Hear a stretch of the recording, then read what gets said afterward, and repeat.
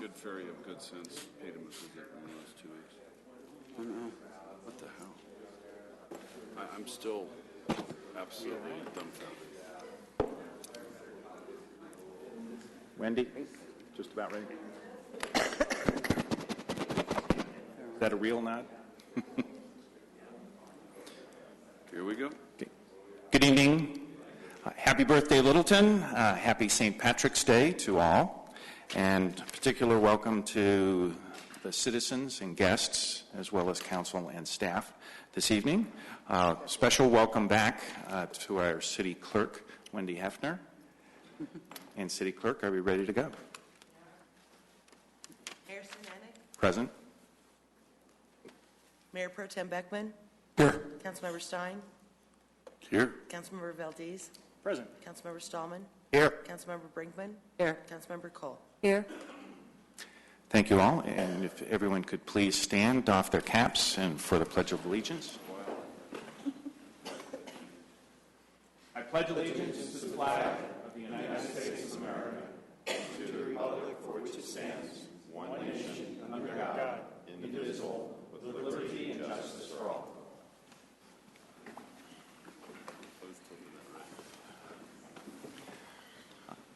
Thank you. One item on the agenda, the consent agenda items for some may not be labeled A, B, C, and D, but they will flow in that sequence.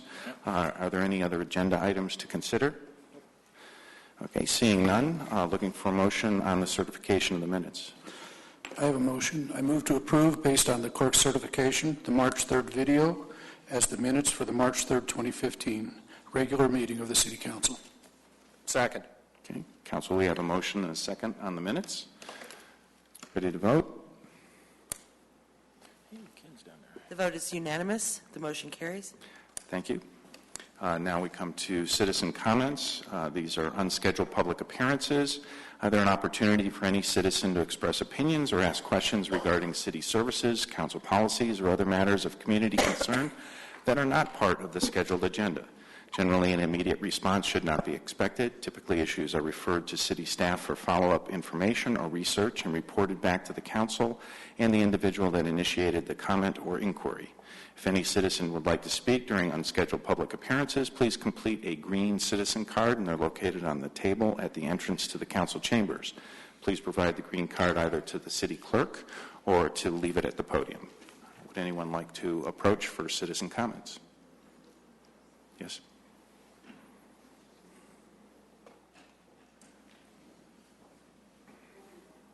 Very much. Good evening. Good evening, City Council, and happy St. Patrick's Day. I'm here to advise you that Jeannie Erickson, District 1. I'm here to advise you that I attended the Urban Renewal Lift meeting last Thursday evening, March 12. In January of this year, the Urban Renewal meeting started being video recorded and televised on Channel 8. This was to be the third meeting to be televised. The meeting was not video recorded or televised last Thursday evening, and we never received an explanation why. There were 3 new board members introduced at this meeting, and possibly citizens waiting for the meeting to come on TV so that they could watch it. My suggestion would be that if the person who's in charge of recording, televising the meeting is sick, on vacation, etc., that there should be a backup person or 2 so that the citizens at home can watch the meetings.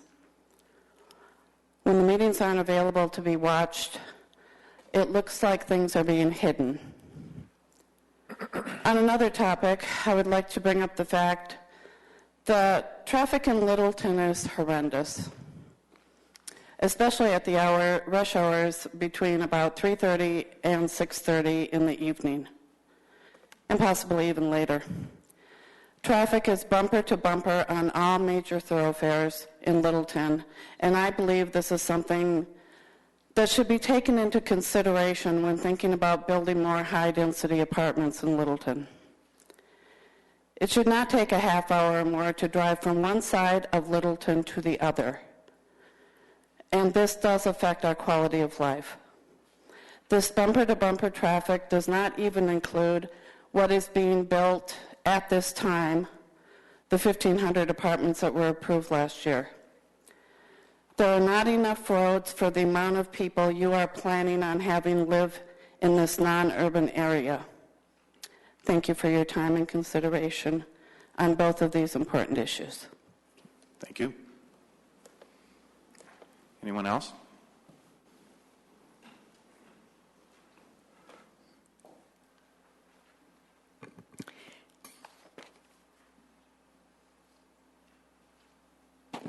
I'm Carol Brezak. I live in the 4th District. I'd like to congratulate the Council on the successful passing of 2A. Providing property owners with protection from condemnation in eminent domain long after your terms expire is a worthwhile change to the City Charter. As you may recall, on August 19, 2014, Resolution 75 was passed by this Council, a resolution ensuring that no urban renewal plan using eminent domain, unless it was requested by the property owner, would be approved. However, 4 urban renewal plans that have the full force of the urban renewal law to condemn property and use eminent domain were approved by a majority of this Council subsequent to the passage of your resolution. An action that was in clear violation of the resolution and an action that left many in the community doubting your sincerity regarding the use of eminent domain. I'm suggesting that Council consider modifying the Santa Fe Urban Renewal Plan to include the intentions of Resolution 75 and Question 2A just recently approved. Now is the perfect time to show the voters in Littleton that not only do you support the intent of 2A, the limiting of condemnation in eminent domain, but you support it now with the Santa Fe plan before you this evening. What a perfect opportunity to walk the talk. A simple motion to modify the plan to incorporate the new language of the Charter, that is the language of 2A, to demonstrate to the community your commitment to the limitations that 2A provides within urban renewal and your commitment to property owner rights within the boundaries of the Santa Fe Urban Renewal Plan. In fact, why not take the extra steps and modify all urban renewal plans to incorporate the language and the protection to the property owners that's been provided by the recent passage by the community of the Council-initiated 2A. Thank you. Anyone else? Linda?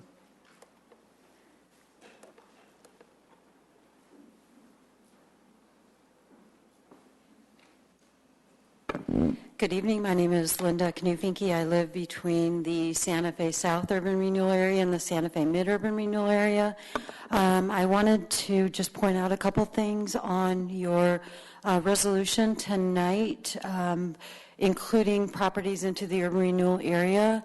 If you see that what's highlighted in yellow, it says, whereas the Santa Fe Urban Renewal Area, which is subject to original plan, is described in Exhibit A to this resolution. Well, when you look at the resolution, there's no Exhibit A attached to it.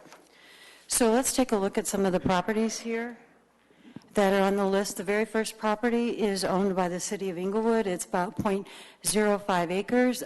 Nowhere has LIFT or the City Council discussed this. This was not part of the parcels that were excluded at the last meeting.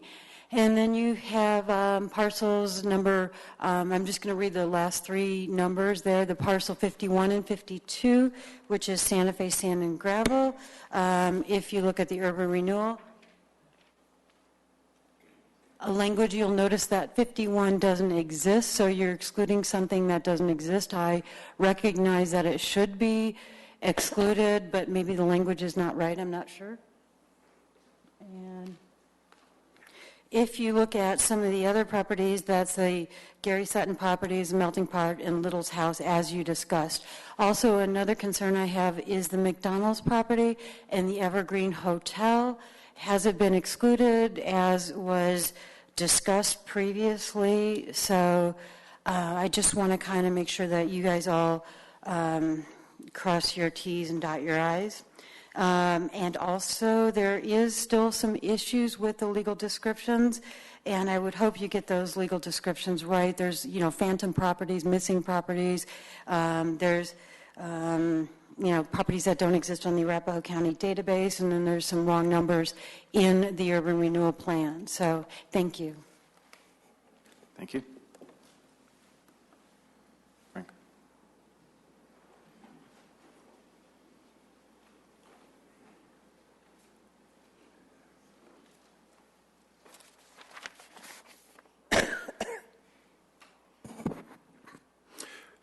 Good evening, City Council.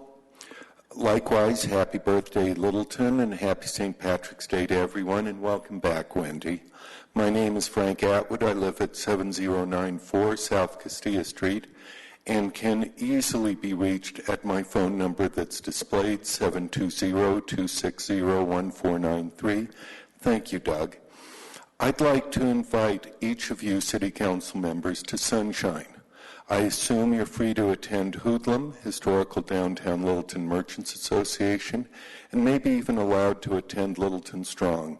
So do consider stepping out into the sunshine and away from conventional constraints. Congratulations to the City of Littleton for passing 2A, a measure to stop eminent domain abuse that we all agree on. 2A passed with 70% of the vote. I, too, voted yes. However, I'm pleased to see 30% voted no. I am always suspicious when the vote is unanimous, even when it agrees with me. We do need diversity of opinions. Republican Rome was based on Vox Populi, which means more than just the voice of the people. It means people have spoken. A little less severe translation is heed the voice of the people. As I bask in momentary victory, I hear the cautionary voices. Thou too art mortal, vox populi. Heed the voice of the people. The people speak in many ways, and we try to persuade them in many ways. One of the messages is the banner over Main Street. Does it say, shop Littleton or buy Littleton? If the message is buy Littleton, I must congratulate Littleton Strong for getting 3/4 of their monies from outside the city and almost 1/3 from outside the state. Are these developers shopping Littleton or trying to buy Littleton? Somehow, Littleton Strong successfully solicited contributions of perhaps $100,000 versus your Littleton, your vote, which obtained far less. Some council members suggest that the passing of 300 will stop development in Littleton. Measure 300 applies only to urban renewal plan. Since 1980, 35 years ago, there's been only one urban renewal project, Riverfront, and even your own Littleton scorecard displayed shows 30 ongoing projects without urban renewal authority involvement. If you as council sincerely want to avoid expensive elections, then you have the prerogative to only review plans which do not use the tools of eminent domain condemnation and TIF funding. That decision is in your hands. Vox populi. Heed the voice of the people. Some of City Council feel that the recent elections had too many lies. I want to be positive and feel it was an issue of trust. I'd like to suggest that when I'm asked to trust between eye candy of topless babes and verbiage, I'll trust verbiage. The Littleton Strong graphic may be a little too risque for the viewing audience at home. I apologize, Doug, for forcing you to censor, but do if necessary. But do compare topless babes versus verbiage and consider who do you trust, Vox Populi. Heed the voice of the people. Again, I invite each of you to attend Sunshine. Thank you. Thank you. Anyone else? Cute, Frank. She is it a he or is she in the topless babe picture? Okay, thank you. Time for committee reports. our comments and reports. City Manager, please. Thank you, Mayor. This is our 60 seconds of good news from the City of Littleton. Number one, as you know, the city, you've been thanking us. Maybe we're all good. Agenda item. Sorry, we're huddling. As you know, the city celebrated its 125th birthday March 7th and 8th. Nearly 400 people attended a reception at the Littleton Museum that featured food and drink from Breckenridge Brewery, including samples of their delicious avalanche. This is our trial run through. We're going to try it. We're going to do it for real here in a minute. Including samples of their delicious avalanche and agave. Doug, I'm going to take you out. Just run it. I was getting to agave wheat beer. Come on. Hundreds more watched fireworks at Kettering Park, and on Sunday, approximately 560 people enjoyed a free pancake, or I'm told 3 pancakes each, at the breakfast and a family carnival at the Bucks Rec Center. They flipped more than 1,500 pancakes, and as part of the celebration, attendees visited a video booth and created this video birthday card to the City of Littleton. Roll it, Doug. Happy birthday, Littleton! Happy birthday, Littleton! Happy birthday, Littleton! Happy birthday, Littleton! Happy birthday!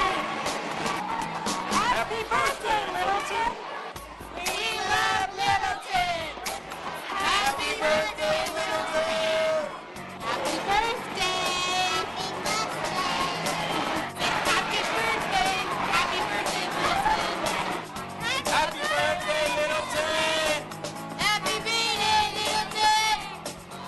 Happy birthday, Littleton. I love you. Happy birthday.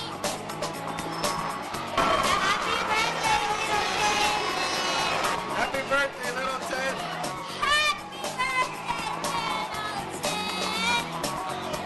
Happy birthday, Littleton. Woohoo! Happy birthday. You're so old. What do you want to say? Happy 125th birthday, Littleton. Happy birthday, Littleton. Happy birthday. I love you.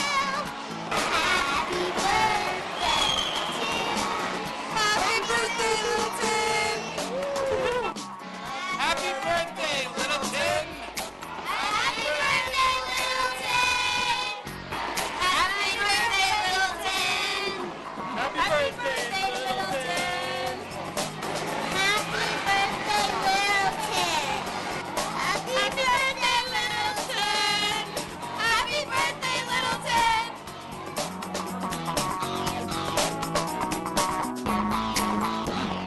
That's what it's all about. All right. The line was out the door at the Buck Center. It was great. The Communications Department began work on a series of new marketing and tourism videos. Those videos will showcase the best of what Littleton has to offer in restaurants, entertainment, the arts, and recreation. And you'll see those videos during this update in the coming months. Number 3, the Economic Development Team has been keeping busy. They recently hosted a business education seminar, and several business owners commented on how much they appreciated the city providing the free business training. They said the information provided was helpful and the staff was great. Number 4, the city will be moving to an online timesheet processing early this summer. The new system will be more convenient and efficient for our employees, which I'm sure they'll appreciate, and finance will appreciate it as well. Doug's, I think, sitting behind me. Number 5, Human Resources is planning to conduct a claims audit on the city's health and prescription plans. The audit will take approximately 4 months to complete, and it will be helpful during our 2016 health insurance renewals as we go into those negotiations. And I think several of you are aware, I know Councilman Stallman, that we are negotiating with Cigna and United for direct contracting for billing on our care car programs. And that's moving forward, especially with Cigna right now. They're very excited about the opportunity, and I think you're going to see us get those contracts signed and sealed pretty quickly, and then we'll start working on the federal government. We're getting a lot of calls from our fellow neighbors across the Front Range about our program, wanting to know how it's running and how we're financing it. Let's see, where am I? Back on number 6, the City of Littleton Council, speaking on behalf of you guys, are inviting residents to apply for vacancies on 3 city boards. We still have seats available on the Building Board of Appeals, the Fine Arts Board, and the Historic Preservation Board.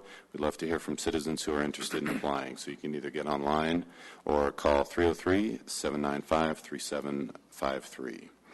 Number 7, the museum's education division is getting ready for their first big event of the year.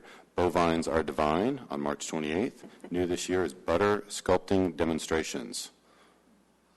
I'll leave that to your imagination. Number 9, number 8, the first Victim Advocate Volunteer Academy started last week and will continue twice a week through April 23rd. Volunteers will attend a 40-hour academy and learn how to assist victims of crime and other traumatic incidents. When they complete the training, they will take shifts and be on call during evenings and weekends to respond at the request of a police officer and offer emergency assistance. This will be the first time the Littleton Police Victim Services Program has had volunteers, and we certainly appreciate it when the citizens step up to the plate, and we're looking forward to having the community involved in this important service to victims of crime. Number 9, Bemis Library was one of 21 national public libraries chosen through a competitive process to win a $72,000 grant from the American Library Association. This prestigious grant will help Bemis Library provide effective, unbiased financial and investor education to the community. So kudos to the library staff for that grant. Number 10, Winnetka Ponds on South Lowell Boulevard has a new trail connection and shelter. The large steel structure provides more shade to our dog park guests. The new trail connects the existing Winnetka Ponds trail system to the West Bowles Avenue and South Lowell Boulevard intersection and provides additional pedestrian access to the park. Littleton's trail systems continues to get better and better. Number 11, Phase 3. Councilman Brinkman could probably say this more articulately than I and eloquently, but Phase 3 of the River Project in the South Platte Park is almost done. The heavy equipment is supposed to be out of the park by the middle of April, unless she gets it out by early April. That's great news for everyone. Restoration work will continue through May. Roads and staging areas will be removed and nearly 10,000 willow stakes. More than 500 shrubs and 100 new trees will be planted, along with acres of native seed. So you'll be amazed at how quickly nature recovers following these types of improvements. Number 12, the Littleton City Council recently distributed over $75,000 to 13 nonprofit organizations serving the Littleton community. That money will be put to good use, helping members of the community in need. 13, I've mentioned it several times, but the Permit Center is officially open. It's running great. Customers are happy. It's got easy buttons all over it. So stop by and say hello to the staff, and more importantly, take care of your permit needs at one convenient location here at Littleton City Center. Number 14, and finally, the First Friday Art Walk in downtown Littleton has announced dates. The series begins May 1st and will continue through August 7th. On the first Friday of each summer month, you will see a variety of beautiful, compelling, and provoking art by local and national artists. They will all be clothed. Come and meet the artists, watch demonstrations, and even make your own art. Thank you, Mayor. Thank you. And Julie and Dan, just to let you know, after the council comments, if you want to make some comments before we get to the consent agenda, you will be welcome to do that. So that will be out of our usual order if you care to do that. So with that, Councilmember Cole. Well, all I want to say is if you hear anybody cough, run the opposite direction as fast as you can. I think Councilmember Beckman had this experience last fall, and I'm having it now. So that's just wisdom, but nothing else. Thank you. Not feeling good about sitting between you two. It's a living laboratory. Apparently so. Be strong. So, Councilmember Solomon. 3 items. I attended the Fire Partner Oversight Committee meeting on the 10th of March. The ESCI, Emergency Services Master Plan draft document was reviewed by representatives of the ranch, the district, and the city. The final version, the final document is due by the 31st of March, which is, I think we understand it is still on track at this juncture. That's correct. Okay. A couple other things that are going on with the fire department. There's a ongoing sort of renegotiation of intergovernmental agreement parameters with South Metro Fire District, and that has to do with who is picking up which who's making which EMT or EMS run, depending upon where units are located, and there's some things that need to be worked out in terms of the protocols involved with that. And then the Metro Fire Training Center, IGA, West Metro and South Metro have been non-participatory in that activity or in that supporting that particular structure and facility for several years, but they still have obligations under the contract, so there's negotiations that are ongoing there in terms of determining how that all plays out. I think Englewood is also in play at this juncture because they've got a new contract with the Denver Fire Department to provide services. I attended the Littleton Public School Safety and Mental Health Advisory Committee meeting on the 11th of March, and that group continues to work on the process of downloading information and identifying gaps for a preliminary report back to the LPS board in April, I should say. And there's been some additional information, for example, in today's editorial section of the Post. There was a column pertaining to the parents of the female student who was killed. Claire Davis. Davis, yeah, I was drawing a blank, thank you. And so that's, while this particular activity is much broader than the Arapahoe situation, the intent is to look at all of the activities regarding safety and mental health dimensions for the school district and then make recommendations that the board can implement. But it wouldn't be a big surprise if this activity continued well after the final report is due in June. And then lastly, I also attended the LIFT board meeting, which was last week. We had the three new members, Ryan Toole, Kyle Schlachter, and Craig O'Rourke attended. It was their first meeting. I thought they did a very nice job. A lot of, again, administrative kind of activities in terms of working the application material that people will use to submit projects if and when it becomes appropriate to do so. There was a lot of public discussion and then a discussion amongst the board members of the Village at Bellevue project, the draft, some draft documentation and some public input to that. I recused myself for both of those parts of the meeting and stepped out of the room so that I wouldn't jeopardize my ability to participate in a quasi-judicial hearing if and when that project ever arrives for our consideration. Thank you. Thank you. Councilmember Valdez. Thank you. How many, Mr. Payne? How many people did you say attended the events of the fireworks, the pancake breakfast? About? We had, there was close to 400 that was at the museum, and then estimated about 550 people for the pancake breakfast. Great. I want to thank the staff for the planning, but most of all, I want to thank the staff who participated in making that event what it was.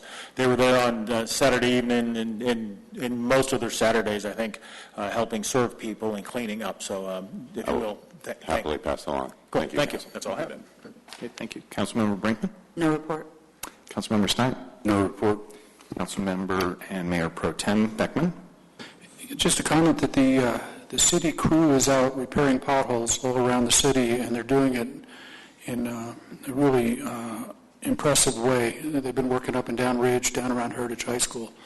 And just a reminder, this has been a really tough winter for potholes all around the metro area, and it's especially tough work and especially tough weather, so I just want to commend that group. And then mention that for any citizens that are listening, our goal is to get to the potholes as quickly as we can. They've got a lot on their schedule, but just calling the city main number is maybe one of the easy ways, or on the webpage, you can report them. And there's also some concern about sidewalks and gutters, and curbing. That's just a little different circumstance, and it requires some special attention because the funding mechanism is different for different parts of the city and how the city does that. And I just want to comment in anticipation of the budget coming up and some other things. We learned last year that there isn't enough money and enough time and enough staff to get to the needs that have been identified, and that our list is continued. As we select a new public services director, hopefully there'll be another look at that. But the issue is there's not enough money to do everything at once. Correct. And I would just add the Click and Fix app is available for download as well to notify us of potholes, signs down, trees, shrubs, that kind of thing. Thank you. That's all. Thank you. Several items. One is Mayor Pro Tem Beckman and myself were at the National League of Cities Conference last week. In addition to a very substantive agenda, a couple items that I wanted to mention, highlighting the NLC's advocacy approach to a couple of items that are important to the region and to the city. To the region is the interest in a new transportation bill and trying to deal with that. There's about $250,000 that comes and flows to the region in addition to dollars that flow through CDOT that gets allocated through the DRCOG or the CDOT and the Commission's approach. And so trying to deal with that, I think everyone across the country recognizes that there's some issues with regard to infrastructure, whether you're talking about bridges or roads or congestion, as Jeannie had mentioned earlier, in dealing with our roads. So that was one item, and then the other was dealing with the what's been termed the sales tax loophole with regard to internet sales, and looking to close that. And a reminder that that's somewhere between 50 and 25% estimated leakage in Littleton, which is real dollars. And those two items were mentioned. I had an opportunity to get to both of our senators' offices as well as Representative Kaufman's office on Friday before the conference started, and had substantive discussions with their staff. In addition to that, the NLC agenda, in addition to mentioning advocacy, has a renewed and deeper commitment, and they had a session called Big Ideas for Small Cities, and it was kind of a TED Talk approach, and some ideas that I'll share with the group later came out of that. And then with the Colorado delegation, also had an opportunity to visit the Energy Department this year, and that with some of the discussions that are occurring across Colorado was very, very interesting. Also, not related to the National League of City Conference, pleased to announce that the city and the county have come to an agreement through arbitration regarding the urban renewal plans that have been submitted, basically coming down in the city's favor. The decision now allows the 4 urban renewal plan areas to move forward if projects are approved. And then subject to that, as there's still an item that's in district court with the county, primarily the county assessor, over the inclusion of agricultural land, or what is currently assessed as agricultural land that's within the Santa Fe plan. And it's likely that that particular case will not be heard until the fall. So we do look forward to moving ahead and continuing to move ahead with economic development in conjunction with our taxing partners and our fellow government entities. So with that, concludes our reports for the evening, and we move on to consent agenda. And Julie and Dan, I understand you don't want to speak unless something gets pulled for the agenda item. Is that correct? We're here to discuss the bond, but we can speak now. Is that better? Well, this would be the opportunity before we move into the consent agenda if you wanted to step up and say a few words. Right up here? You're headed in the right direction. Keep going. Put your hand out and move to your left. Or no, you're right. I'm sorry. You're right. Your other left. My left. Keep moving. You'll find the microphone. There you go. I found it. Yes. It's my cane. Yep. Good evening to all members of the City Council and to everyone here. It's always an honor for me to come to the Littleton City Council meetings. I don't come all that often. I should come a lot more. In the year of 2000, we had the opportunity to move to the city of Littleton, the Colorado Center for the Blind. And my name is Julie Deaton, and I am the executive director of the Colorado Center for the Blind. We were welcomed with open arms in the year of 2000, and it's hard to believe that we have been here for 15 years. we purchased the property of 2233 West Shepherd Avenue, and I still remember coming to the meeting that day and talking about an opportunity to refinance that particular property, which would save us as a nonprofit a significant amount of funds. And then a few years ago, in 2012, we purchased another property at 5871 and 5873 South Lowell Boulevard, and that is the residence for our student housing at this time. We have several programs at the center, and we serve hundreds of blind people each year, and our main program is called the Independence Training Program, where we have over 30 students at a time coming to us from the Colorado area, all over the country, and all over the world to get independence training. They live in the apartments, and then they travel independently on the city bus to the center each day. So I am asking for your support so that we can refinance this property to save the Colorado Center for the Blind a substantial amount of funding as a nonprofit so that we can provide even more services to blind people. I thank all of you so much for your support of blind people. You all have learned that we as blind people can do anything that we'd like to do. We travel all over the place, and you guys don't even grab us and push us across the street or anything like that because you have gained our positive philosophy around blindness.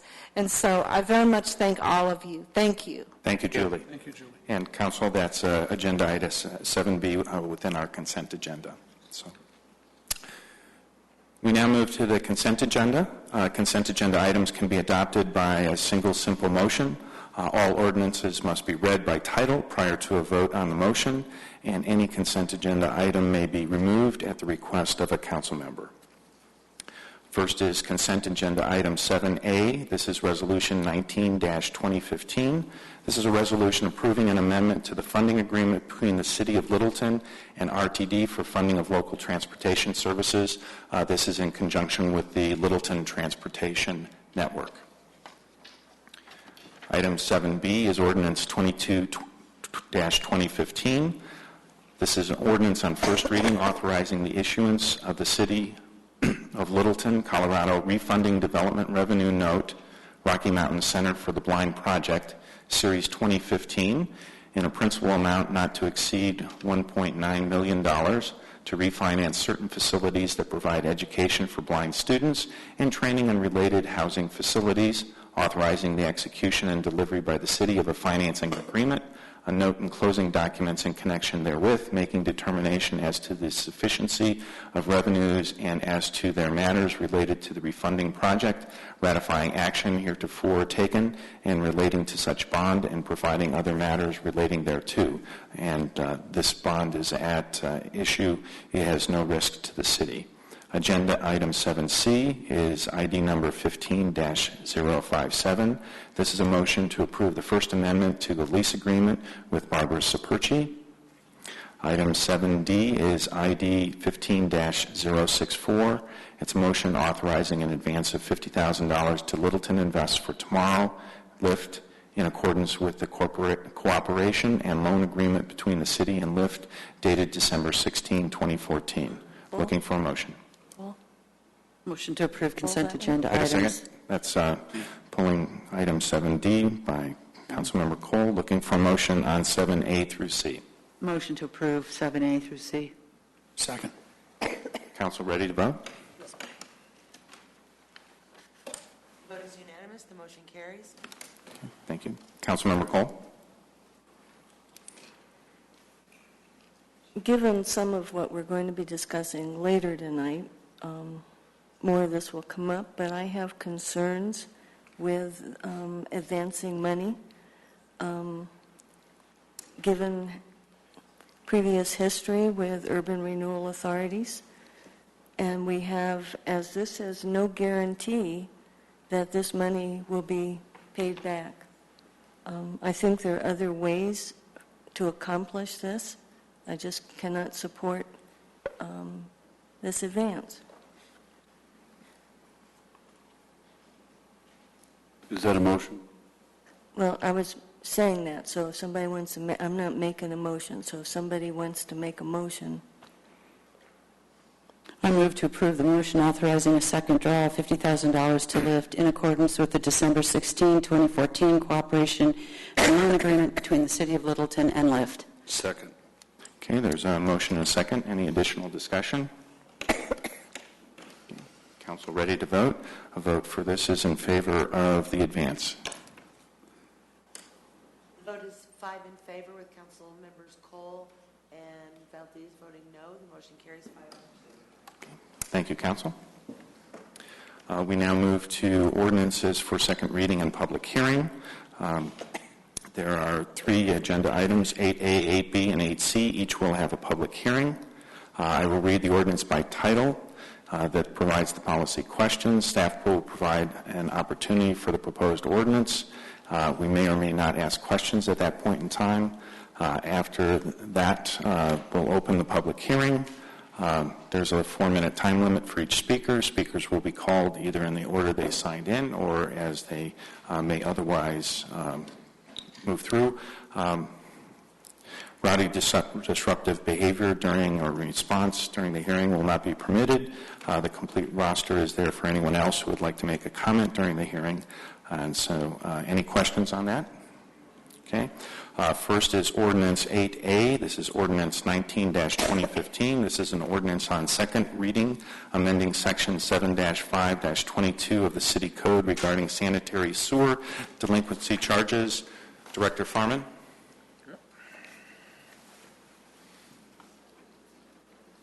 Thank you, Mayor, and good evening, Council. Just a little bit of background on this subject, which is the utility delinquent fees for sewer and storm drainage for our customer accounts. The city had initially had a 25% delinquency penalty charge, which was in place for many, many years. In 2012, staff had proposed reducing that rate to 15%, and it was adopted by council, suggested and adopted by council to implement a tiered system which would gradually penalize our customers for each month in addition to being late. So it would start off at 10% and then be another 10% added for a month later, and then additional 5% accruing to 25% possible delinquency penalty. We've looked at this penalty system that's been in place for the last 3 years, and staff has received numerous calls each year, and we're approximating about 500 calls, which is more than 1% of our accounts. Because the system is very confusing, people don't understand the accrual of the rates and then the additional charges based on when they submit their payments. We did implement a waiver system so staff could waive penalties based on good payment history, and that has helped a little bit. But it is confusing to a lot of new people that move into the city. They don't understand the billing of one a year, let alone the penalty system.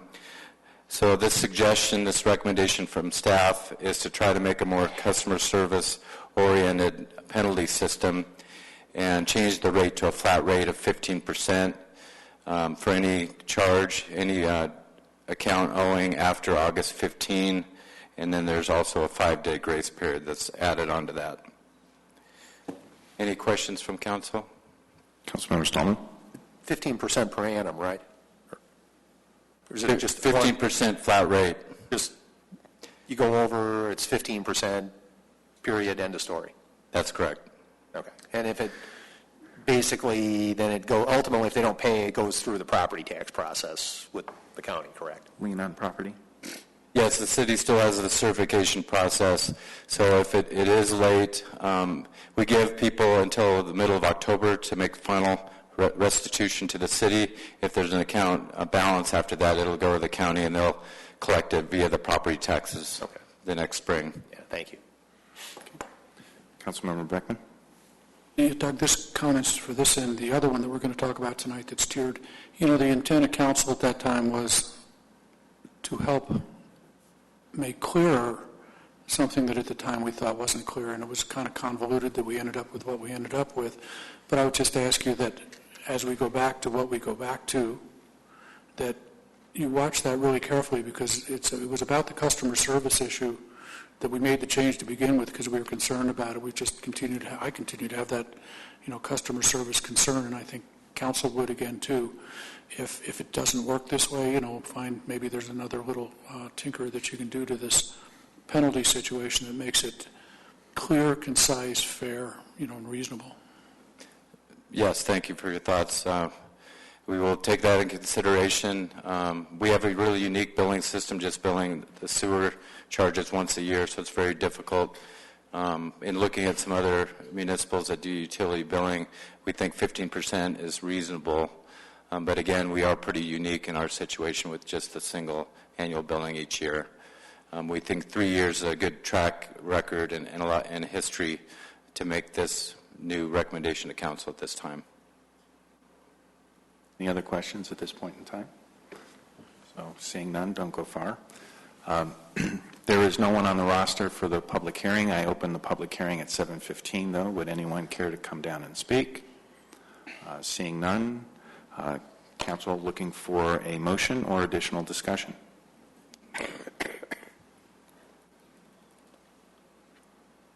I move to approve on second reading the ordinance amending Section 7-5-22 of the City Code regarding sanitary sewer delinquency charges. Second. Okay, council, we have a motion and a second. Is there any additional discussion? Seeing none, a vote in favor of this moves to the one tier as opposed to the current tiering that exists. So it's a one tier at 15% for late fees with some administrative allowance for staff. The vote is 7 in favor. The motion carries. Thank you, council. Next is ordinance. It's item 8B, ordinance 21-2015. This is an ordinance on second reading amending section 7-8-11 of the City Code regarding storm drainage fee delinquency charges. And again, the policy question is, does council support the change in the delinquency charges for outstanding account balances? Director Farman.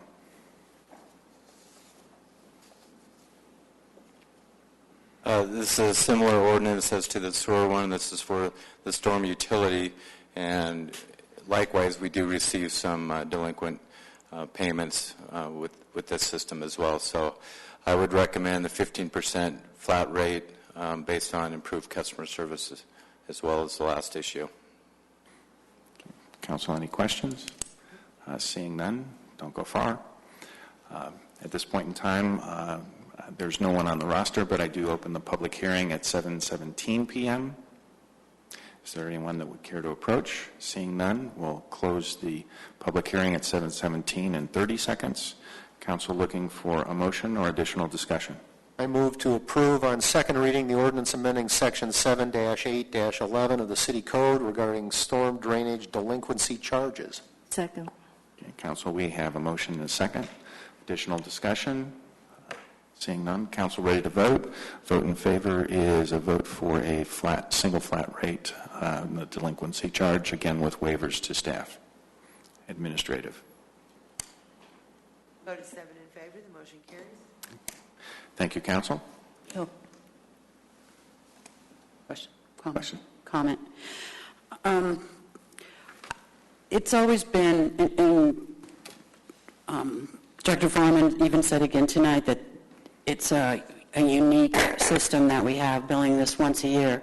I think it's in some ways archaic. I think it's also troublesome. It's always been troublesome. It seems to be one of the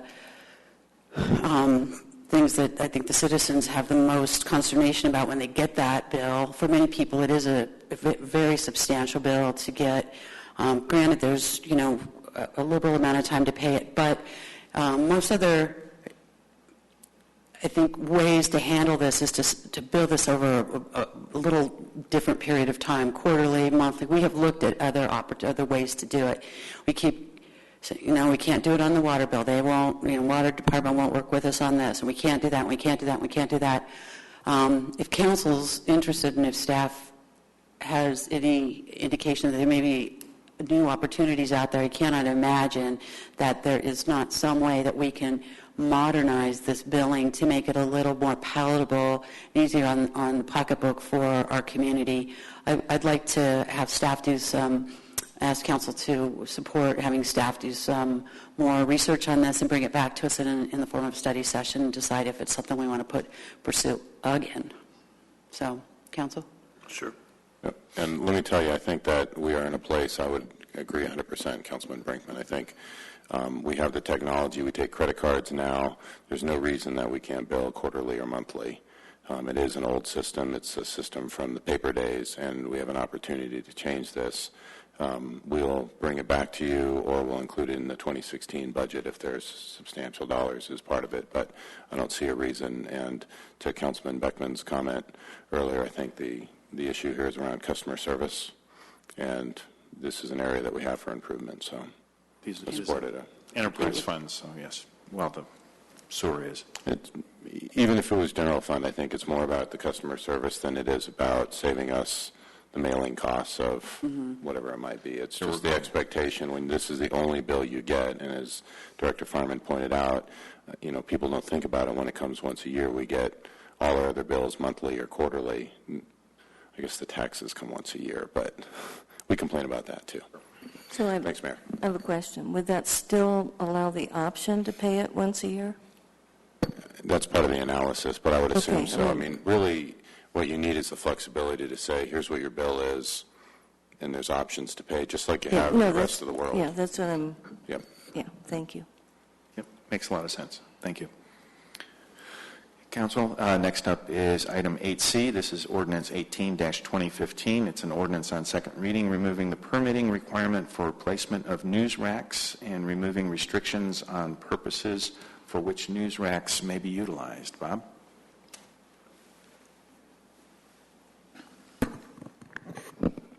Good evening, Council. We have before you an ordinance where we propose to eliminate the permit fees for news racks in Littleton. I happen to drive down Main Street and to Broadway and back and forth, and I did find about 10 of these. So there's not a lot of them out there. You have to really look for them. But Council in the city staff have been looking at the permits that we issue and if they're really economical to do and the staff time involved in processing these permits. In this particular case, we have 7 vendors that have had their news racks put out. They are located in areas where people don't trip over them or run into them. They're in safe locations right now. We monitor the location where those will be placed on the sidewalk. The staff would like to eliminate the permit charge to install these news racks in town and would recommend council approve that. Okay. Council questions? Yes, Councilmember Brinkman. So if you eliminate the fee, how do you manage the news racks? How do you, if somebody else wants to come in and just start putting news racks around, and I'm thinking of some of these auto traders and the help wanted, the job papers and stuff like that. We have some of those already in town. They cluster them with the newspapers, so they're not. But we do have requirements on where they're located in the sidewalk to not interfere with the pedestrian traffic. I think if they became an issue, we would probably come back to council. But at this point, after a few years of having these around, we haven't seen an aggressive installation of these. The permit fee is $25, and it doesn't limit how many they can set up. It is $25. So how do we manage this at all? I mean, if they can set up as many as they want, do we have places where we tell them? Do we check on that? Do we go back out? And if they're not set up right, do we? That's what we would do. We don't do any of that now? Well, yes, we look to see where they are and if they're in a location where we think that is blocking traffic or the pedestrian traffic, that type of thing. So we do look at them. Can they just set up anywhere they want to, anytime they want to? They would be within the right-of-way. Any right-of-way they could Now, set up in without checking with the city? Now, there might be a legal question there that you're coming to, but there's, because you do have a right for free speech and that type of thing. So we don't have strong regulations about so there's First Amendment rights relative to newspapers. So you can't prohibit them, but you can manage, cluster them, do that kind of things. But those regulations stay on the books. What we're eliminating is the permit and the associated fee associated with that. Because in reality, there aren't enough of them to be out there. It's part of the council's direction to clean up those fees and code sections. So the requirements, as Bob mentioned, are still on the books. We just don't have them come in and pay the $25 fee and get a permit. When we go out and we see one, they typically have the name and number of whose they are, and we can contact them and say, hey, you're encroaching into a sidewalk or whatever that issue is, and they've just been responsive historically, and so it hasn't been an issue for us. We're not changing the requirements in the code. We're just eliminating them having to come in and get the permit from us and pay the $25. I think from an efficiency standpoint, if it does become an issue in later years, we can either just look at clustering them as part of a requirement, like in the downtown area. If you think about downtown Boulder is a classic spot where they've clustered them together and they require that they're in there. You can't say no, but you can cluster them. It just isn't an issue for us, and it's part of our cleanup. You're going to see these cleanups come all through, all these miscellaneous things. Because I do understand we're talking about the fee on this, and I guess we've always set fees based on the amount of staff time that these things take. Right. And so, because we obviously don't want to go into a negative on these when we can break even. So I haven't read the code on these news racks and where they can go or what we've set out specifically for them. But if there are specific rules and we have to manage that, and there is work involved with it, then I'm not sure as to why we would not ask for a fee to cover the time that it takes to do this. Ultimately, from the staff perspective, the time that we spend is minimal and not worth the $25 fee for the 10 permits or so a year that we get. We have to process those fees, we have to process the application, and it's much easier. As Bob mentioned, he drives up and down. We all do. Public Works guys drive up and down. If we see something that's an issue, we can contact them. And so it just isn't an impactful fee for us. And so, we are at council direction, we are cleaning up a lot of these miscellaneous codes that are out there, and some of these that you see when they come forward, it's not that there aren't any, but that the magnitude of the impact to our cost to the community we feel is minimal and not necessary having those fees on there. So this is one of many that you're going to see coming over the next several weeks and months. Okay. But that's our take. We can continue to track it, and if we feel like the time increment is going up and it's costing us more than an inconsequential amount of time, we can come back to council and reinstitute the permit fee. But it was a recommendation from Public Works as part of Finance Director Farman's overall fee analysis that this be one that's removed for those reasons. Councilmember Valdez. Cool. Does this have any effect on, say, the street folks selling newspapers or something on corners or in mediums? Did it affect that whatsoever? I don't believe so. It's just the racks themselves that are unmanned that are sitting on the street. Yes, again, the mechanical racks, whatever you call them. Okay. It's not like somebody standing on the corner selling newspapers. Thank you. Like in the old days. You're right. Thank you. Mm-hmm. Councilmember Beckman. I think my question's been answered by the city manager. Thanks. Okay. The fee up front is what we're talking about here. I think if we get hit with violations of location and maintenance in that, we may want to look at fines or confiscation rules that would come on the backside rather than the fee up front. So I kind of understand that, and if folks, but the question is, how do we know that someone is actually involved? Do they provide notification, or is there a checking, or is there anything that's involved on the front end with the elimination of the fee? Not any more than there. So, okay. So not any more than there was before, because most of these guys look online on the code, and if they see there's a license, they may or may not call us in the first place. But all the code requirements for locations are in the code, and that's typically how they've. Let's assume that they are looking at the code. Good. Okay. Thank you. Yes. So, thank you, Bob. Thank you. Oh, wait a second. Randy has one. Please correct me if I'm wrong, and you might. I'm more responding to what Mr. Penny said, actually, but it sounds to me like it's the collecting of the fee that's taking all the staff time, and that's what you're trying to remove, not the actual locational analysis, if you will. So I, too, am very invested, as everybody knows, about cleaning up the streetscape on the downtown area and in the rest of the city. So I would support what the mayor said as well, is that if we are having some infractions, then let's recreate the solution for the infraction. So I guess I'm going to let this one go for now with the admonition that if it becomes a problem, let's jump on it right away. Yep. Thanks. Thank you, Bob. Thank you. This is an ordinance on second reading. I'll open the public hearing at 7:31. There's no one listed on the roster. Would anyone care to approach?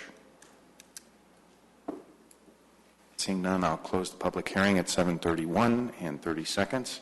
Council looking for a motion and or additional discussion.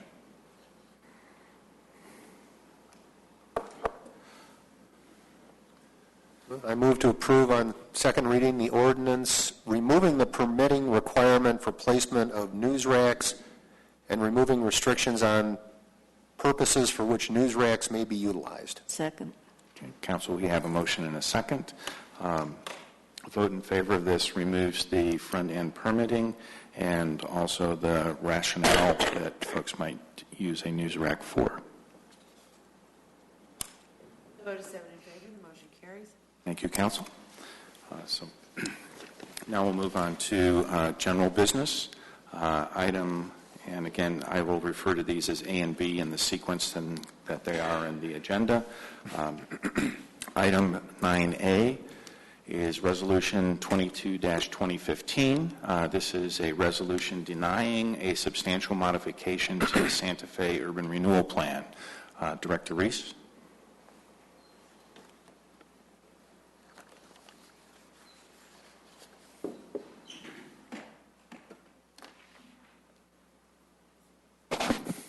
Good evening, Council. Jim Reese, Executive Director of LIFT.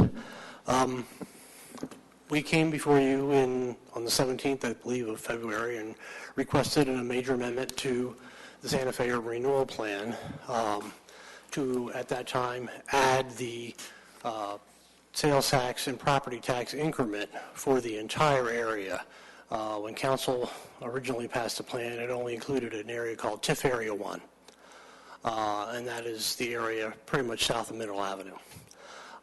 Since the passage of the issue 300, that now becomes an issue, because if we were to amend the plan at this point, I believe that would trigger an election. And frankly, without any projects in that area at this current time, then I don't see any real reason, and the LIFT Board concurred the other night, there's no reason to amend the plan at this point. Let's wait until a time when we actually have a real project that's coming forward in that area that we're looking for the TIF and consider it at that time. Any questions from Council?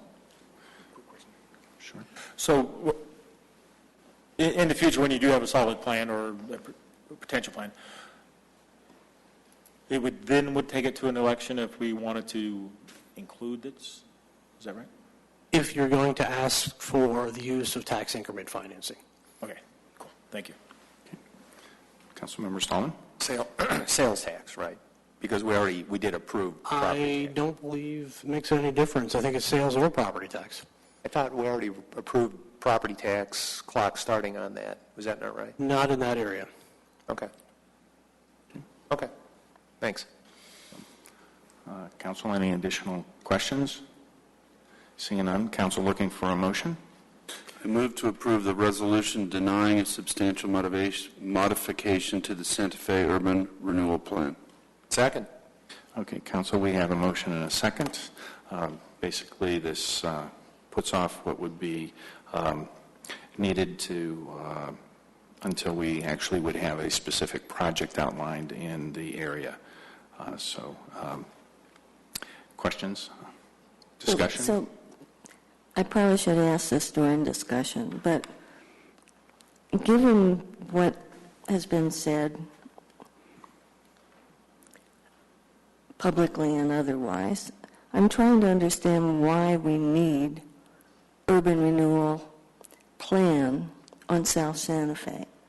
Why we can't use our economic development tools and just avoid the urban renewal approach. And so I can comment more on that. We have what I think is a very good economic development department. They're there 40 hours a week.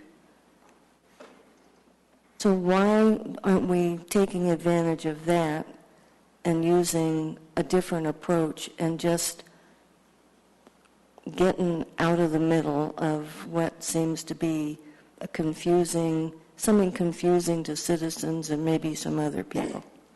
So maybe maybe Michael, you'd want to speak on that. Mr. Mayor? Let's ask Michael first.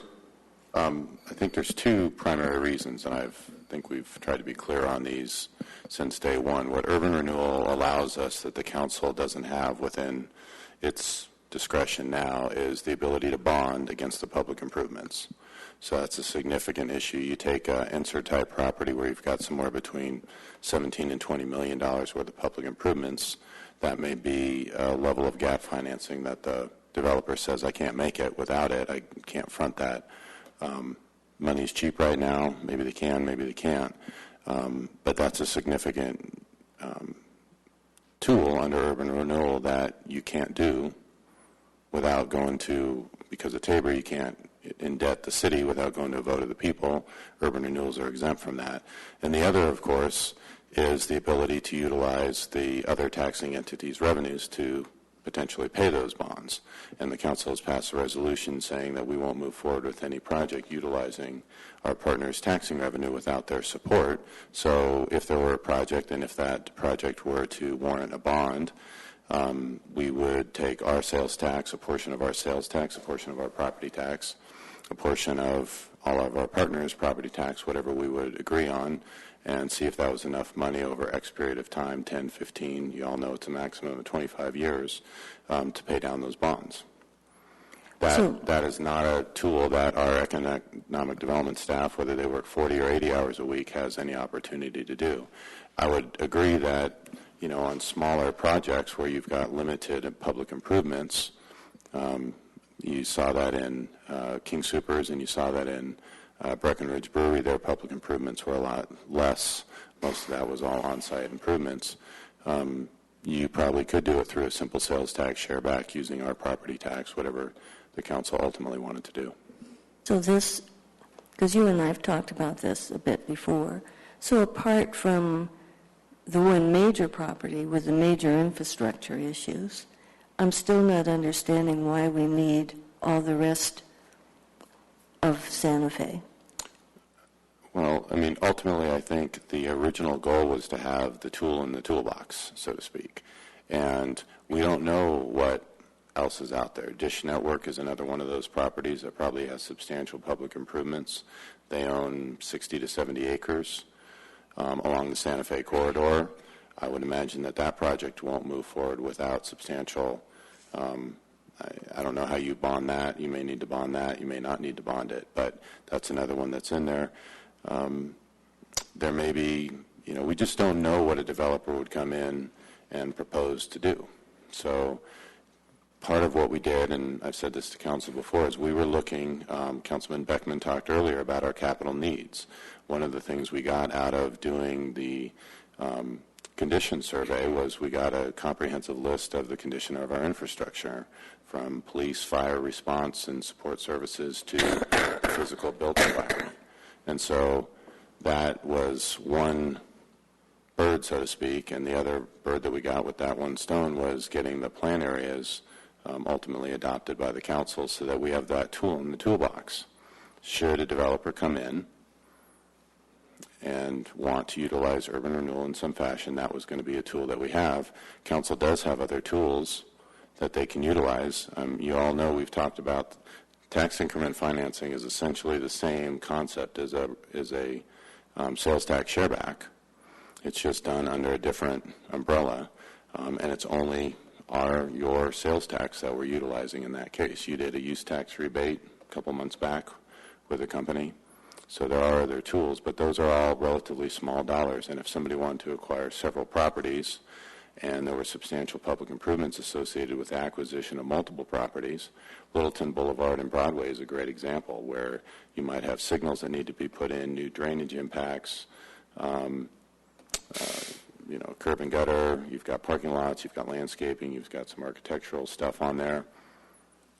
So it's an unknown based upon what a developer may or may not want to do. Yes. And Councilmember Cole, the distinction very much is, do you have the public improvements that are associated with the project be borne by the project area, or do you have it as a general obligation of the city? Because sales tax revenue goes into our general fund. What the urban renewal allows for is those improvements, the public improvements associated with the project, to deal with the project value, the property value improvement with the project, actually funding those improvements there. So it's a difference between localizing the funding or allowing it to come across the entire city. And that's something we've been discussing for 4 years now. No, and I appreciate that. So, Mayor, just to kind of follow up, and everything that's been said, everything that's been said is exactly true, but I wanted to kind of see if we could come back to this particular issue and this particular motion. So what we had was at our last council meeting, we had the left board made a recommendation for us to advance an action with regard to urban renewal. Now the left board has withdrawn, and we tabled it, by the way, as you know. So then the left board has now withdrawn its recommendation and asked that we not vote to advance an urban renewal. So a yes vote tonight is in fact not taking any action with regard to urban renewal. So in my view, to answer your question, if you don't want to vote for something that has to do with urban renewal tonight, then a yes vote is to do just that, which would be the motion that we have before us. Okay, Councilmember Valdez. Question for you, and this might be for the director. If you could come on up for me, please. So, if we vote to put this in now, so then that would take it to an election automatic. Is that correct? So I'm make sure I get what you're saying clearly. So if you vote to amend the plan at this point, I believe that does trigger an election. Legal counsel is here to discuss that more than I can do, yeah. Okay, so then, so we vote to put it in, so that would trigger Corey, maybe you want to come up. So that would trigger an election. So then, now let's say we don't do it tonight, but then as projects come forward and it's then put in, does it mean it's an election for each property plan? Well, not necessarily. It depends on how many you group together. So if you do it all, if you say you have several parcels that you're going to consider as one development, okay, and you're going to ask for tax increment financing for that area, so yes, that would trigger an election. Well, tonight, though, if we put it in now, it would just be an approval for the entire corridor, more or less. Right. And so, therefore, you would be triggering an election. But then as those plans come up in the future, there is no election because it was already done. Whereas now, I see what you're saying, yeah. So if you do it tonight, you're right. It would preempt having to do individual ones, you're correct. So then in the future, then, if we don't do it tonight, then, so as we look and you group together a certain, break it into two-thirds or something like that. So 3 different times then, we would have an election. I think you're correct. Versus one election. Yeah, I Is think that you're correct? for every new change in the plan, which would trigger a plan amendment, you would have to do that. Okay. You can change as you have another, not to further complicate this, but you have another issue after this one that talks about taking out parcels. And that would not, because that's not specifically addressed in issue 300. So you can change the boundary, you just can't change the financing. Do you have anything you want to add to that? I was just going to add that it's going to depend. The effect of tonight's vote is if you approve the substantial modification, that question, the substantial modification, would be put to the electors. But if it were put to the electors and voted down, that doesn't prevent a substantial modification in the future for a lesser portion of the property. So it's not as if a particular vote is final, but I think the operative issue is it has to be put to a vote if it's a substantial modification that commences the tax increment financing clock under the ballot question. So what you just said is that we put it in tonight, that triggers a vote. Later on, a third of the properties or whatever triggers another vote? Yes. You only have to start the clock once, but for example, tonight, if you were to approve it, and the vote then was to not approve, not ratify your action, that doesn't prevent council in the future from approving a subsequent modification for a smaller area. That too would go to a vote. Thank you. Appreciate it. Councilmember Beckman.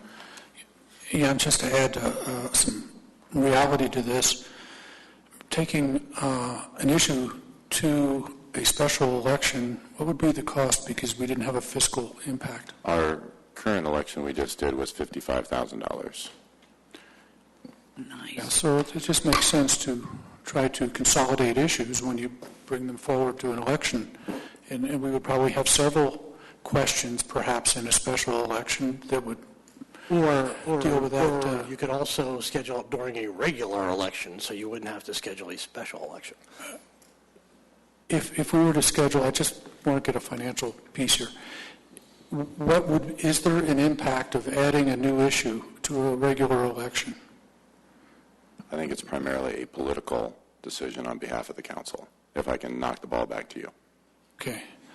Yeah, so as we look at it, financially and look at doing this in the most reasonable way, avoiding special elections saves some money, putting them on a general election, it may or may not make sense in terms of what that election's for. And that's the future. If I may, Mayor, I think to keep, to go on what both gentlemen have stated, that there is a specific question for you that is triggered as a substantial amendment to an existing plan, which is what 300 does require. You approve it, it needs to be ratified by the voters. And any substantial modification to any plan would require a vote. That's why there's really no way for us to answer the question about how do we group these together, or are there multiple elections out there, because it ultimately depends upon, is the request that's coming forward meet the condition of a substantial amendment? Does it, I can't remember the other components within 300 right now, but if it meets any of those on any of the plans and it requires a council action, that will be something that you will be required to refer to a vote of the people, and you'll have to make that determination at that time. Do you want to kick it to the special to a special election? Will it go to a normal election, depending upon when the timing is? But a decision tonight, yea or nay, does not preclude multiple more yeas and nays as different requests come forward for any of these plans, meeting the conditions of 300. So just want to keep that in mind. The one tonight really is the TIF clock for the Santa Fe corridor.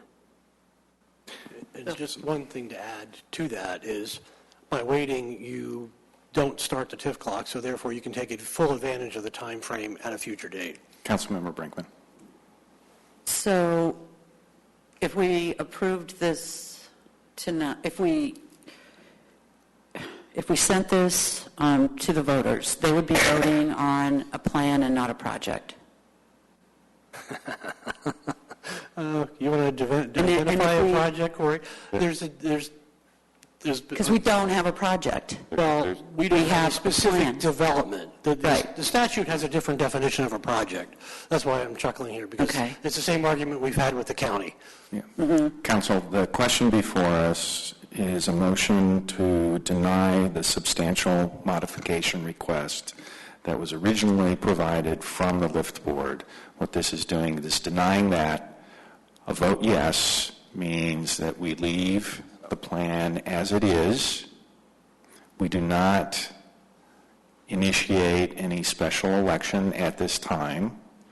We leave the opportunities going forward for substantial modifications when there's the possibility of a specific project to be identified. So the question before us is to deny the substantial modification request that was earlier made that the Lift Board now wants us to withdraw.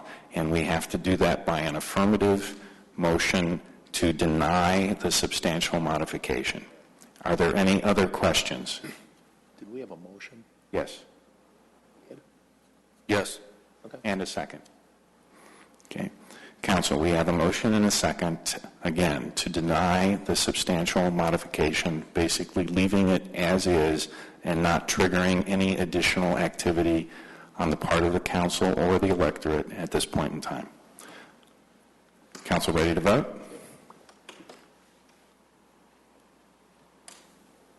The vote is 6 in favor, with Councilmember Cole voting no. The motion carries 6-1. Thank you, Council. Next, we move on to Resolution 21-2015. This is a resolution approving the removal of specific properties from the Santa Fe Urban Renewal Plan. And I'm going to invite Director Reese up, but I want to make some comments before that so we don't get off track. Number one, this is not a substantial modification because it's a change in the boundaries. And if you want to clarify that any further, but that's out there. And number two, would be looking for a modification and a motion that I might anticipate in this, which is the request for the melting pot property came from the lessee, not the property owner, and would like a 2-week window for a letter from the owner to that removal of that property be contingent in that time frame for that. So whoever's going to make the motion at that point in time might make a note on that, and if we can include that all in one motion, we don't have to worry about amending the motion. Director Reese or Attorney Kaufman? I want to make one clarification. All right, go ahead. Just so the record's clear, because you said something I want to make sure is clear, and that is Speak to the mic, please. adding land area would likely be a substantial modification. So not a change in boundaries could, under the urban renewal law, be a substantial modification.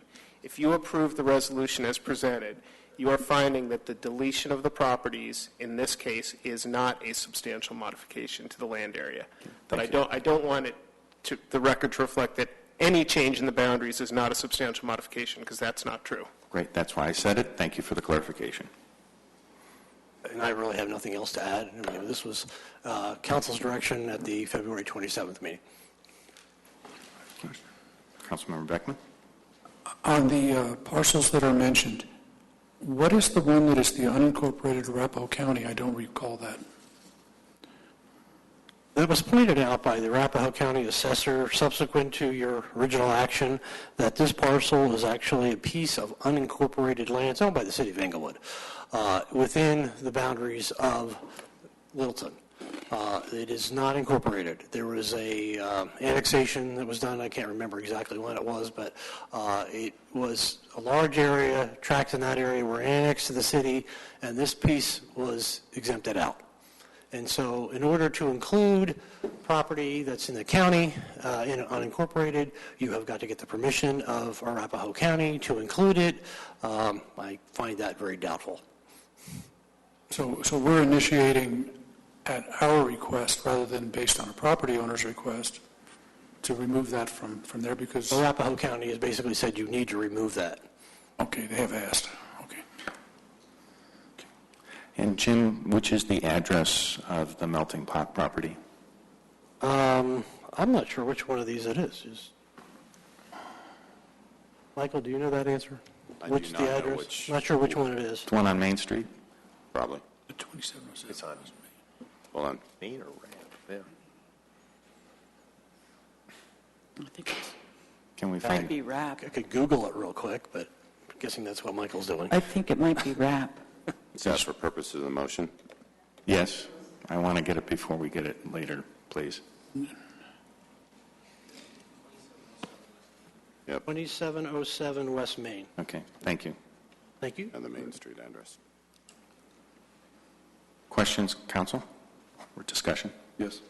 Question. Councilmember Stein.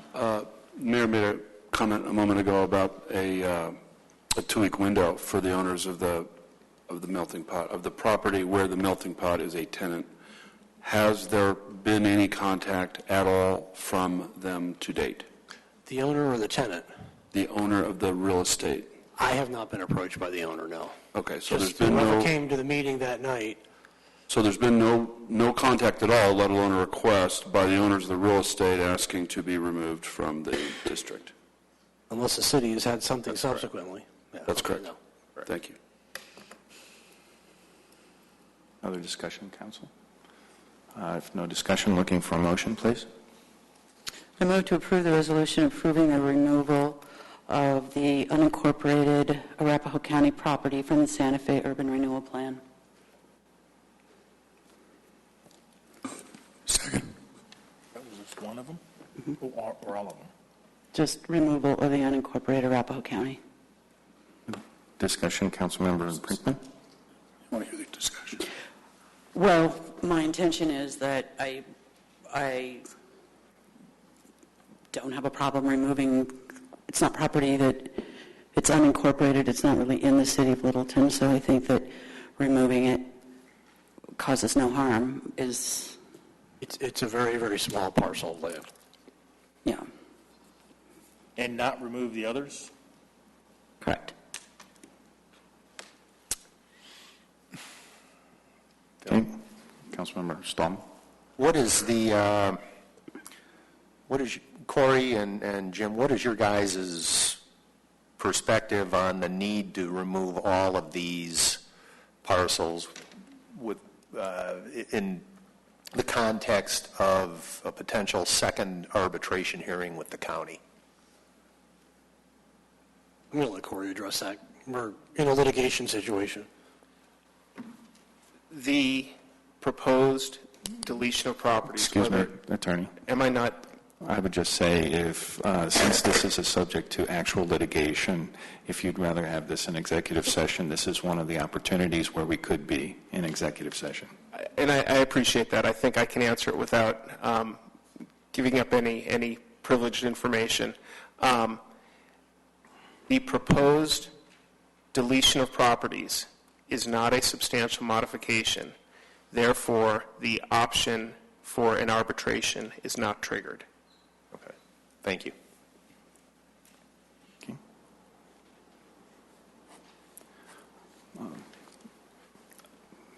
So would you clarify? So Councilmember Brinkman has proposed to remove one. Are you saying to not remove the others, or you're just addressing the one? My motion was to remove one. Okay. It was not to, I would suggest then that there would need to be a second motion. Okay, that's what I was just wanting to clarify. Thank you. Okay, so you're looking for this to be a stepwise process, then? Is that right? Call it what you will. Okay. Thank you. So, council, we have a motion and a second. Any additional discussion at this point in time? Seeing none, a vote in favor is a vote to exclude the unincorporated Arapahoe County parcel on the list. So wait, now, do we amend the motion? Because if we vote on this, it's gone, it's done, we're over. Mr. Mayor, sorry. I have a question of clarification because I think it has a legal impact. So what is on the agenda is resolution number 21. which has a bunch of whereas clauses, and part of the official record of a resolution, if Resolution 21 is adopted, as was stated in the presentation initially, is that this is not a substantial modification of the plan. I think that needs to be in your resolution. In Resolution 21, there is reference to Exhibit B, which lists multiple properties. So I think I would feel more comfortable if the record was clearer as to whether Councilmember Brinkman's motion is to approve Resolution 21 and amend Exhibit B so that it only refers to the unincorporated property, or whether the intent is to consider multiple resolutions, all of which will have the same introductory whereas language, and just deal with the properties one at a time. Either way, it's the legal advice from me and from Corey that the resolution contain all of the whereas paragraphs that are in Resolution 21, and in particular the last one referring to the fact that this is not a substantial modification. It's important that council make that finding. So would you like one of us to read that into the record? Perhaps Councilmember Brinkman can clarify what the intent is. Are you looking just to have 21? Well, the intent is to have a vote dealing specifically with the properties, the other properties, and not the Arapahoe County property. To pull that out and have that voted to be removed on its own, and then to have council have another vote and discussion on the other 5 properties. One's an apple, the others are oranges. And I think, from my opinion. Right. With that clarification, I think it's okay to make the motion separately on that property, but I'd still like you to have a finding in your motion that removing that particular property is not a substantial modification. I think council needs to make that finding. And Let me see if Corey has anything he'd want to add. Okay, that's good. So what's been asked for is a friendly adjustment to your motion so that it includes that is not the removal of this property, being the unincorporated Arapahoe County property, is not a substantial modification. Is that acceptable, Councilmember Brinkman? Mm-hmm. If it is for the attorneys? Yes. Okay. And Councilmember Beckman, that seconded. Is that acceptable? Would second it again. But now what happens to the other properties? I mean, we bring that's that's coming up next. Okay. Okay. Any additional questions at this point in time? So, council, this is the hopefully first step, but it allows for the removal of the unincorporated Arapahoe County parcel, as pointed out by the county assessor. Any questions on the motion? Council ready to vote? Yes vote is just to remove the unincorporated Arapahoe County. Right now, yes. But it doesn't do anything to the others. I'm uncomfortable doing that because what we have in front of us is to remove a list of properties. If we're going to do this, we need to have a motion to remove all of them now. Because we could walk away from here saying we voted on this and we're out of here and good night. Right now, what we're doing is we're voting on something, and that could be the final to it. So if it is... Should make another motion. We're not here for attorney, please. Okay. Councilmember Valdez and members of council, if the pleasure of the council is to adjourn the meeting after this motion, you can certainly do that. My understanding, based on the conversation I've heard, and particularly from Councilmember Brinkman, who has brought this motion, is that as soon as the council votes on this, the council will then move to consideration of Resolution 21, which covers all of the other properties that are in that resolution, except for the unincorporated property, which you will have addressed separately. Right. Thank you. Okay, are we comfortable with our trust among the group here? Am I comfortable with urban renewal? Is that what you're asking me? No, I didn't ask that. So council will vote in favor of this, removes the unincorporated Arapahoe County property as noted and pointed out by the county assessor. Vote in favor is where that's at. Council ready to vote? The vote is 7 in favor. The motion carries. Council looking for another motion? So I move the same kind of motion for the remaining properties. Can I just say that and have it incorporated in the right language? Just Or read do the you need motion. a, pardon? Just read the motion. The additional properties on Exhibit B. So I want the same, Councilmember Cole, I think we'd all be more comfortable if you would, if it's your intent, to move to approve resolution number 21 with the exclusion of the unincorporated property, since that's already been dealt with. So moved. Second. Council, we have a motion and a second. Discussion? Yes. Now, the issue with the melting pot property is if we remove them and the owner has not requested to be removed at this point, we still, I would like to amend that motion, if I may, to add for, what was the address, Main Street, whatever. 2707 West Main. 2707.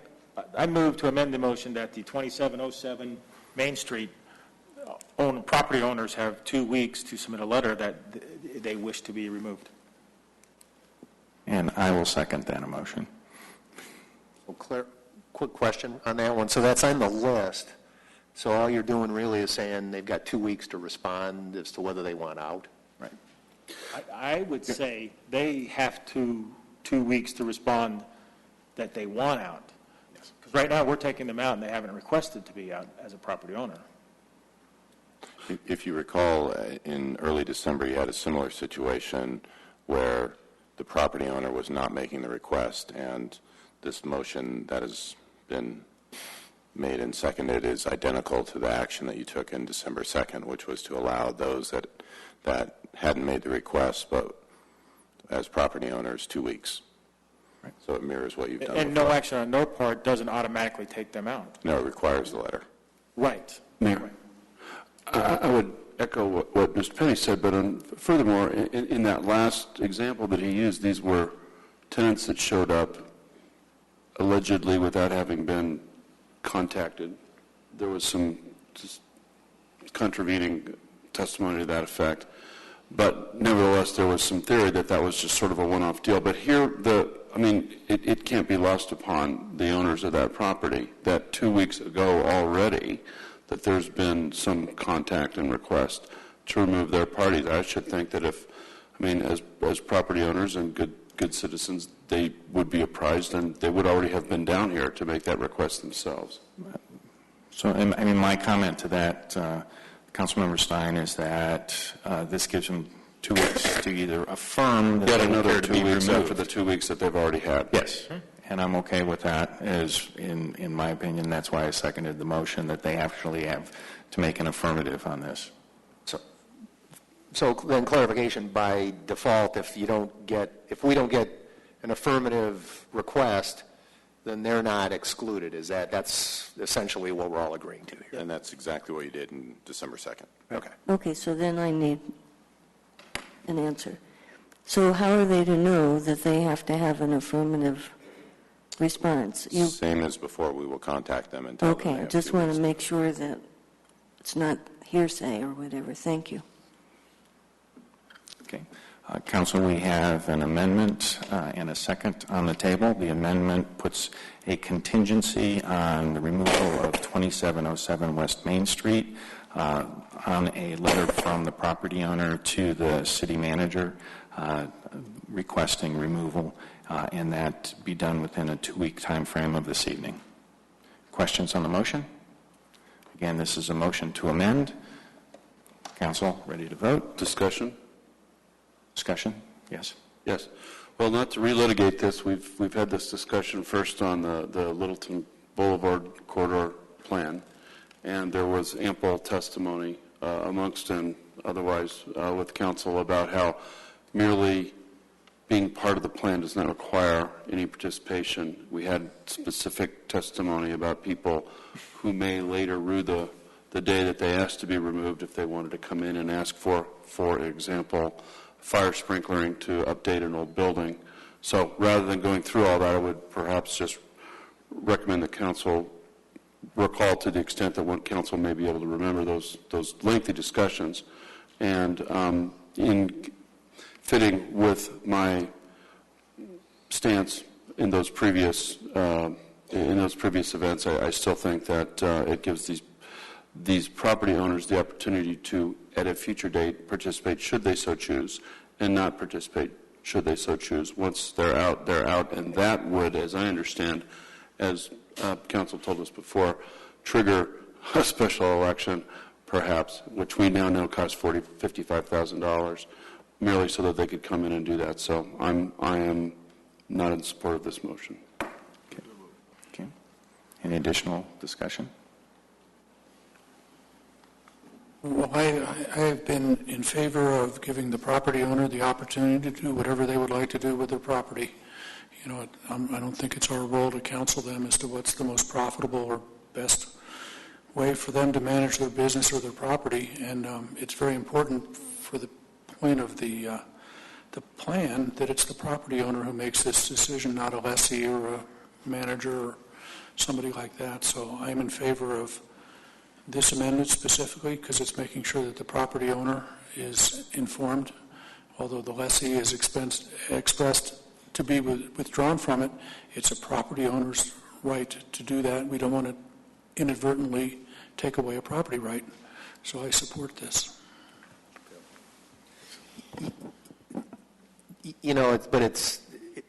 I understand what Councilmember Beckman's saying, and I'm not conceptually opposed to it, but we have now effectively yet again entered the twilight zone because with this particular amendment, in fact, it is no longer the property owner's right. They can get out because it's not a substantial modification, but if they decide later they want back in, now it's the voters who get to decide whether they get back in. So At this stage, if the owner does nothing, they're not removed. That's correct. But if these guys who are asking to get out change their mind later, they don't have what Councilmember Beckman just described as the right to do whatever they want with their property because they can't get back in absent a vote of this community. That's correct. They want out. They want out, period. Right. Yeah. So it's an interesting conclusion.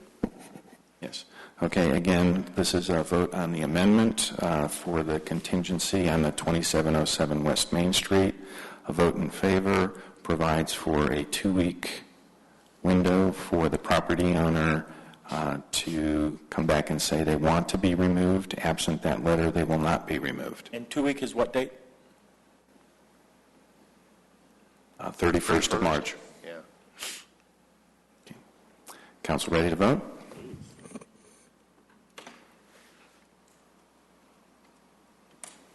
Vote is 6 in favor, with Councilmember Brinkman voting no. The motion carries. Thank you, Council. We are back to the main motion. Oh, yeah, go ahead, with please. An amendment. Okay. Vote in favor of the main motion will remove properties, 4 of the 5 properties, and then we've discussed the contingency on the 2707 West Main. So this is a vote in favor of Resolution 21-2015, excluding the unincorporated Arapahoe County that we dealt with earlier, and with the amendment of the contingency on 2707 West Main. Discussion. Seeing no discussion, Council ready to vote? Vote is 5 in favor, with Councilmember Brinkman and Councilmember Stein voting no. The motion carries 5-2. Thank you, Council. Additional statements? Yeah. We've been, I think, exemplary in our accommodation of people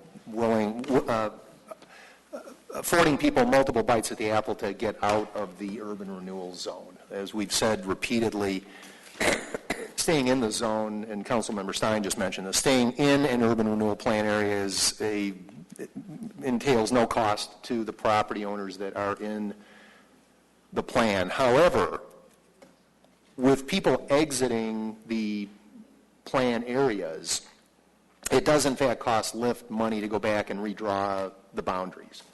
So for example, at the last LIFT meeting, there was I think, something over $1,000 that was incurred by R&R engineers to change the legal descriptions of the boundaries based on the removal of the parcels. I'd like to ask staff if they could come back, point forward, and say that give us some sort of an indication of what it might cost to, on an individual parcel per basis, if somebody, point forward, wants now to get out, given we've afforded people the opportunity repeatedly to do this.